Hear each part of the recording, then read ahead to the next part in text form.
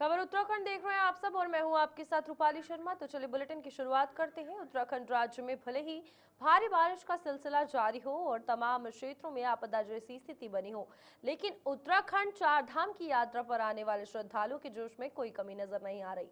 मौसम विभाग द्वारा जारी बारिश के अलर्ट के बावजूद भी रोजाना करीब 14,000 श्रद्धालु चार धाम और हेमकुंड साहिब के दर्शन करने पहुंच रहे हैं, जिसका ये नतीजा है कि इस साल चार धाम यात्रा के इन करीब 3 महीनों में ही उत्तराखंड चार धाम और हेमकुंड साहिब में 28 जुलाई तक 41,12,995 श्रद्धालु दर्शन कर चुके हैं, जबकि अभी भी 3.5 महीने का समय बचा हुआ है, जिसमें से 2.5 महीने का समय ऐसा बचा हुआ है जब यात्रा सीजन पीक पर होती है। यही वजह है कि इस साल संभावना जताई जा रही है कि चार धाम यात्रा पर आने वाले श्रद्धालु न सिर्फ 2024 के आंकड़ों को पार करेंगे, बल्कि साल 2023 में अब तक सबसे अधिक 56 लाख श्रद्धालुओं के आंकड़ों में भी उसको पार कर सकते हैं। अगस्त महीने में भी बारिश का असर रहने वाला है, लेकिन अगस्त महीने के बाद अगले 2.5 महीने तक यात्रा पीक पर रहेगी। ऐसे में अनुमान लगाया जा रहा है कि अगर 3 महीने में ही श्रद्धालुओं का आंकड़ा 41 तक पहुंच चुका है और तो फिर आगामी यात्रा के पीक सीजन में श्रद्धालुओं का आंकड़ा 60 लाख के पार जरूर करेगा। तो आपको बताएंगे अब तक कितने श्रद्धालुओं ने दर्शन किए। बद्रीनाथ धाम की अगर बात करें तो 12,05,798 श्रद्धालु दर्शन कर चुके हैं। केदारनाथ धाम की अगर बात करें तो 14,39,968 श्रद्धालु दर्शन कर चुके हैं। गंगोत्री धाम की अगर बात करें 6,02,989 श्रद्धालु जो है वो दर्शन कर चुके हैं। इसी के साथ यमुनोत्री धाम की अगर बात करें तो 5,80,433 श्रद्धालु दर्शन कर चुके हैं। इसी के साथ हेमकुंड साहिब की अगर बात करें तो 2,23,809 श्रद्धालु अभी तक इन यात्राओं में दर्शन कर चुके हैं और ये आंकड़ा जल्द ही पार होता हुआ नजर आएगा। देखिए, चारधाम यात्रा वैसे भी इस समय थोड़ा लीन सीजन चल रहा है, आपने देखा होगा। बीच में कुछ दिनों बढ़ी थी, लेकिन बारिश इधर जब फिर हुई तो इस समय करीब 8 या 10 हज़ार के आसपास पर डे की यात्रा हो रही है। और पिछले वर्षों का ये अनुभव रहा है कि लगभग जुलाई और अगस्त ऐसे ही जाती है। उसके बावजूद 41 लाख का आंकड़ा हम पार कर चुके हैं। तो आप समझ सकते हैं कि चारधाम यात्रा बहुत ही बड़ी संख्या में श्रद्धालु आए हैं। और पिछले वर्ष जहां ये 48 लाख का आंकड़ा था, और अभी तक हमारा सर्वाधिक आंकड़ा 56 लाख का रहा है उसके पिछले वर्ष में। तो आप देख लीजिए कि अभी पूरी 2 से 2.5 महीने की यात्रा बची हुई है पीक सीज़न की, सितंबर और अक्टूबर और आधे नवंबर की। तो ये आंकड़ा निश्चित रूप से उसके ऊपर जाएगा। अपील बस यही है कि मौसम का और साथ ही साथ आपदा प्रबंधन विभाग, जिला प्रशासन, स्टेट मशीनरी की तरफ से कोई भी अगर दिशा निर्देश जाता है तो उसका सभी। टाइगर दिवस पर मुख्यमंत्री पुष्कर सिंह धामी ने शुभकामनाएं दी। टाइगरों की बढ़ती संख्या पर पीएम का आभार भी उनके द्वारा जताया गया। तो आपको बता दें, प्रदेशवासियों को मुख्यमंत्री पुष्कर सिंह धामी शुभकामनाएं देते हुए नजर आए और अपने संदेश में मुख्यमंत्री ने ये कहा कि जहां प्रदेशवासियों को शुभकामनाएं दी जा रही हैं, वहीं टाइगरों की बढ़ती संख्या को लेकर देश के प्रधानमंत्री नरेंद्र मोदी का आभार भी जताते हुए नजर आए। सबसे पहले तो अंतर्राष्ट्रीय टाइगर दिवस की सबको बधाई देता हूँ, शुभकामनाएं देता हूँ। भारत में आदरणीय प्रधानमंत्री श्री नरेंद्र मोदी जी के नेतृत्व में लगातार टाइगरों की संख्या में बढ़ोतरी हो रही है। आज पूरे देश के अंदर 3600 से अधिक टाइगरों की उपस्थिति दर्ज है और उत्तराखंड राज्य में भी 560 टाइगरों की संख्या के साथ राज्य के टॉप 3 राज्यों में उत्तराखंड राज्य इसमें सम्मिलित है। और टाइगरों की सुरक्षा की चुनौतियां बदल रही हैं, इसलिए हमने निर्णय लिया है कि भारतीय सेना में दक्ष, कौशल, हर प्रकार से रणनीतिक रूप से, शारीरिक रूप से, मानसिक रूप से दक्ष जो अग्निवीर अपनी सेवा देकर आएंगे, क्योंकि वो हर स्थिति का सही प्रकार से आकलन और हर चुनौती का सामना करने में दक्ष होंगे। उन सभी को टाइगर प्रोटेक्शन फोर्स में शामिल करेंगे और उनकी सेवाओं का लाभ बाघों की, टाइगरों की सुरक्षा के लिए पूरी तरह से राज्य के अंदर उपयोग में लाएंगे। आज मैं सबसे देहरादून के गढ़ी कैंट क्षेत्र में स्थित पीएम मिश्री केंद्रीय विद्यालय में राष्ट्रीय शिक्षा नीति 2020 की पंचम वर्षगांठ अखिल भारतीय शिक्षा समागम कार्यक्रम मनाया गया। कार्यक्रम में सैनिक कल्याण मंत्री गणेश जोशी ने प्रतिभाग किया। उन्होंने कहा कि शिक्षा नीति के 5 साल पूरे होने पर इस कार्यक्रम का आयोजन किया गया है। प्रधानमंत्री नरेंद्र मोदी ने भारत को प्रत्येक क्षेत्र में विकसित बनाने का संकल्प लिया है। शिक्षा नीति के अंतर्गत विद्यार्थियों को उच्च शिक्षा दी जा रही है ताकि पढ़ाई के क्षेत्र में विद्यार्थी आगे बढ़ सके। इस वर्षों के बाद मोदी सरकार ने नई शिक्षा नीति लागू की है, जिसमें 6 क्लास से ही बच्चों को व्यवसायिक शिक्षा दी जाती है। पहले देखने में आता था, जब बच्चा इंटर करता था तो उसका ITI करता था, उसके बाद BTech करता था। लेकिन बच्चों को जब 6 से ही शिक्षा मिलेगी तो उसके हाथ में एक हुनर आएगा और जो विकसित भारत का जो सपना मोदी जी का है वो साकार होगा। दूसरा, जहाँ पूर्व शिक्षा नीति में आक्रांताओं का गुणगान होता था, जिन्होंने भारत पर हमला किया, भारत को गुलाम किया, नई शिक्षा नीति में हमारे महापुरुष जिन्होंने इस देश की आज़ादी में अपना योगदान दिया, जिनकी वजह से हम आज़ादी की सांस ले रहे हैं, उनका भी उल्लेख इसमें है। मैं इसके लिए माननीय प्रधानमंत्री जी को और माननीय केंद्रीय मंत्री धर्मेंद्र प्रधान जी का आभार व्यक्त करता हूँ। और आज मुझे आकर जानकारी मिली कि ये PMC विद्यालय सर्वश्रेष्ठ विद्यालयों में से एक है, तो पुरस्कार मिला हुआ है। मुझे आज उसके लोकार्पण करने का मौका मिला।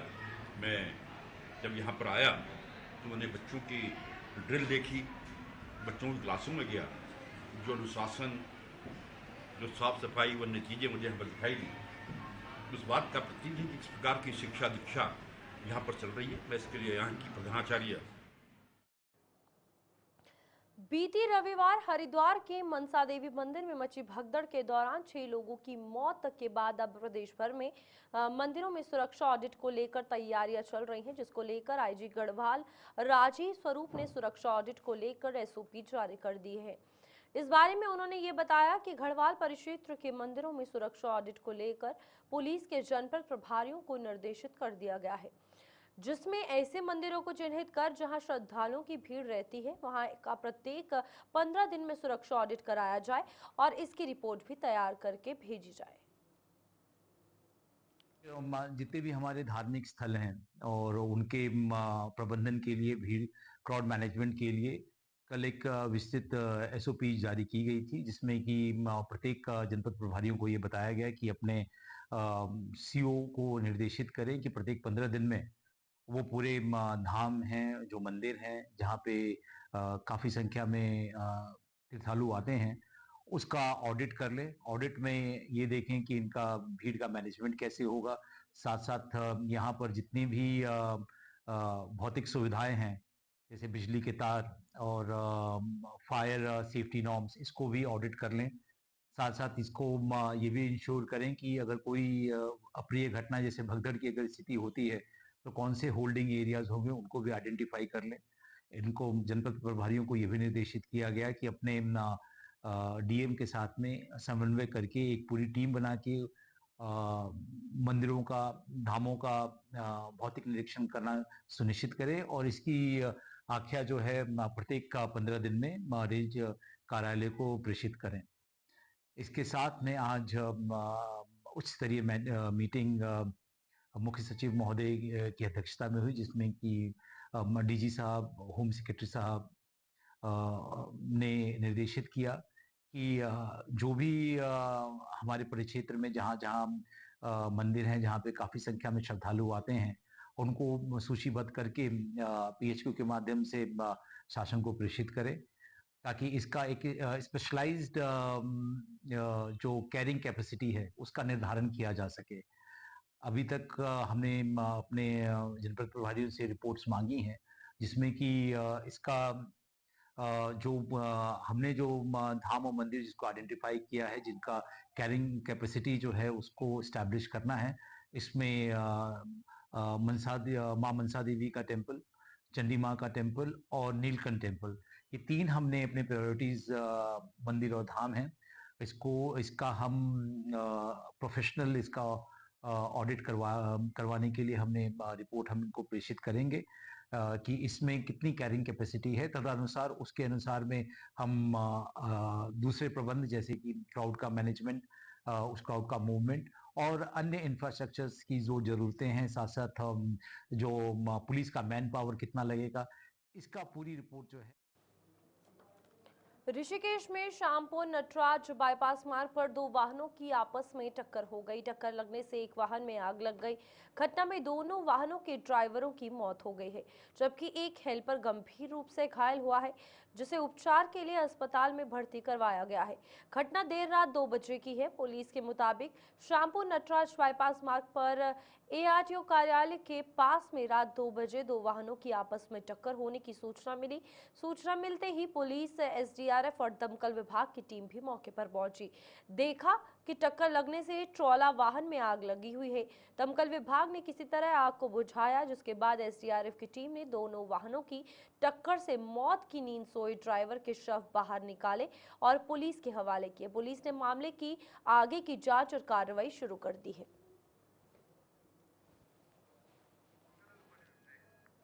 उत्तराखंड को नशा मुक्त प्रदेश बनाने के लिए धामी सरकार हर संभव प्रयास कर रही है। जहां नशा तस्करों की आर्थिक तौर से कमर तोड़ एक्शन लिए जा रहे हैं, तो वहीं दूसरी तरफ अब मुख्यमंत्री पुष्कर सिंह धामी ने अधिकारियों को बिना पंजीकरण के संचालित हो रहे नशा मुक्ति केंद्रों पर शिकंजा कसने के निर्देश दे दिए हैं। दरअसल प्रदेश भर में 200 से ज्यादा नशा मुक्ति केंद्र हैं, जिनमें से 136 रजिस्टर्ड और 70 से ज्यादा नशा मुक्ति केंद्र बिना रजिस्ट्रेशन के संचालित हो रहे हैं। इसमें ऐसा भी देखने में आया है कि कई नशा मुक्ति केंद्र तो वो लोग चला रहे हैं जो कभी खुद नशे की गिरफ्त में रह चुके हैं और अब खुद नशा मुक्ति केंद्र खोलकर बैठ गए हैं। ऐसे में सवाल ये उठ रहा है कि कहीं उनके द्वारा नशा मुक्ति केंद्र की आड़ में नशे का ही काला कारोबार तो नहीं किया जा रहा। इसलिए मुख्यमंत्री पुष्कर सिंह धामी ने एएनटीएफ, स्टेट मेंटल हेल्थ विभाग और एसटीएफ सहित संबंधित विभागों के समन्वय कर कार्रवाई के निर्देश दिए हैं।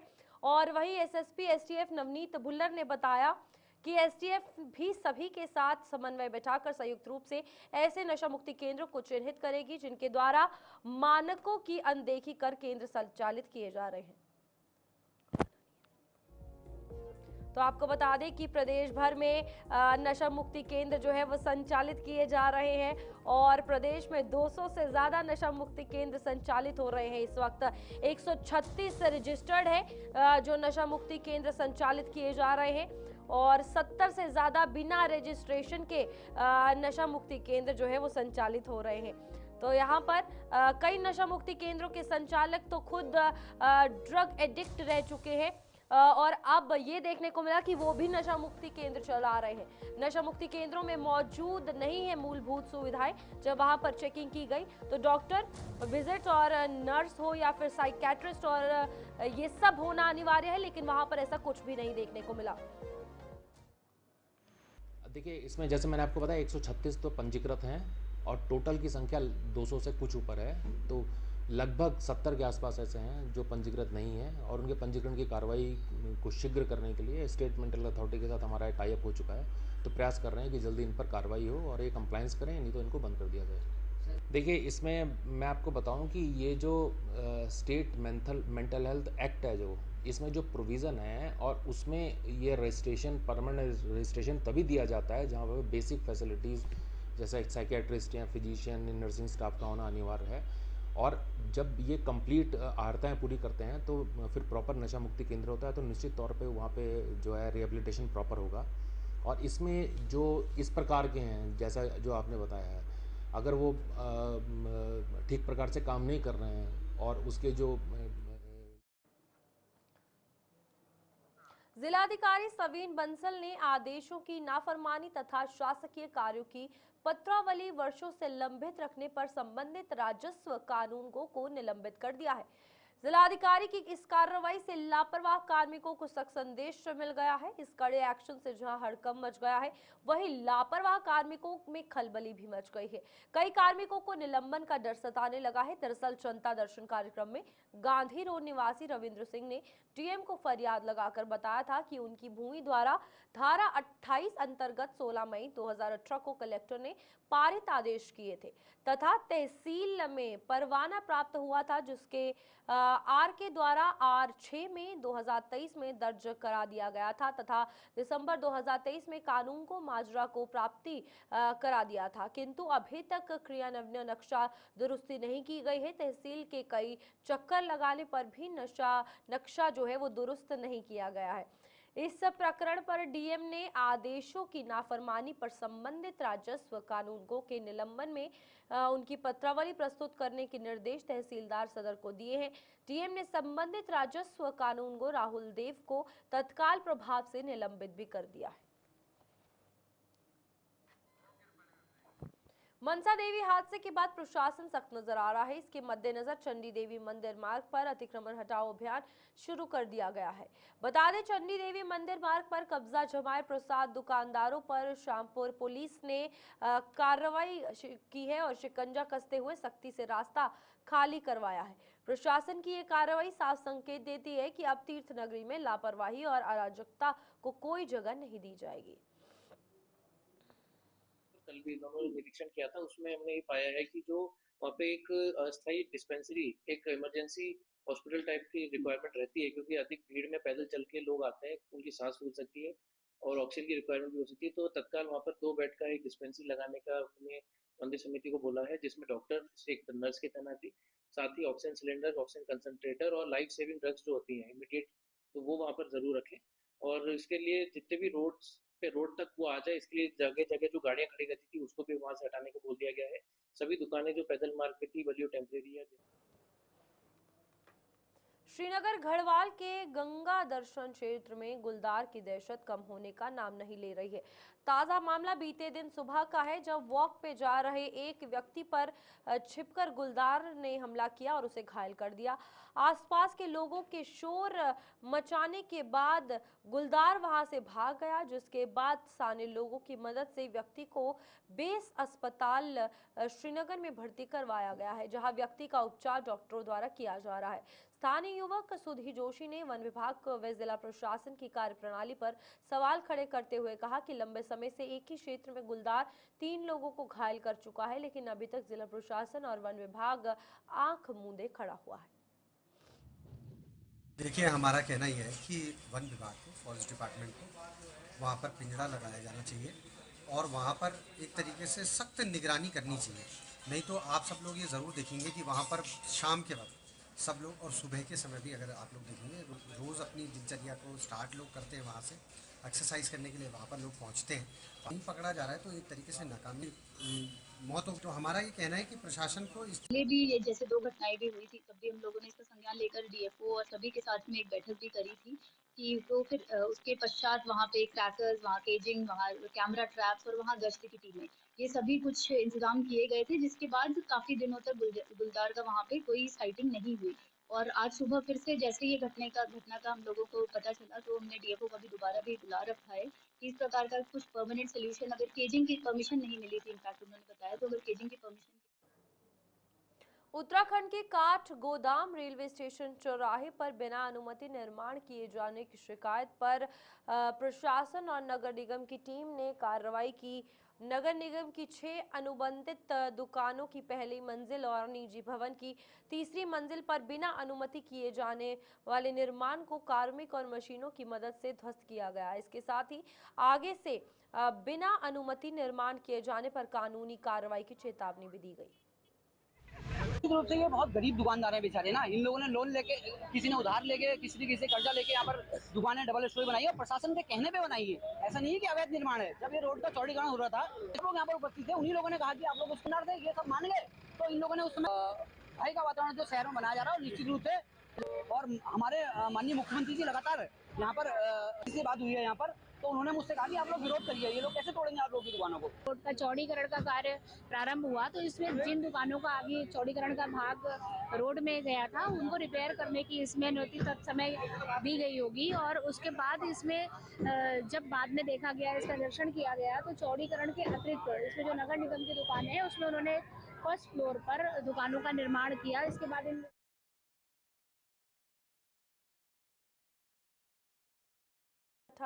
रहता है, इन ऐसी जगहों पर लार्वा नाशक का छिड़काव कर रहा है। नगर निगम देहरादून विशेष रूप से स्कूलों, कॉलेजों और अस्पतालों में निरीक्षण के दौरान लार्वा पाए जाने पर वहां पर छिड़काव कर रहा है।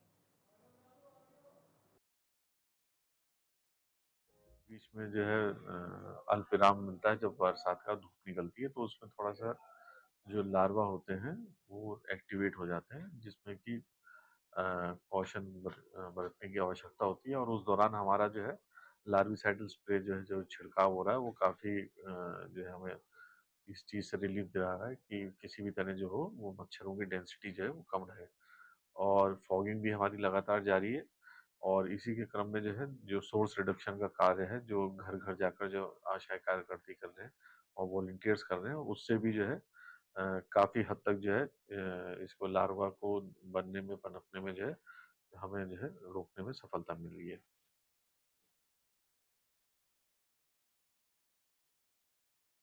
आगे भी जारी रहेंगे, आप देखते रहिए गुलिस्तान न्यूज़।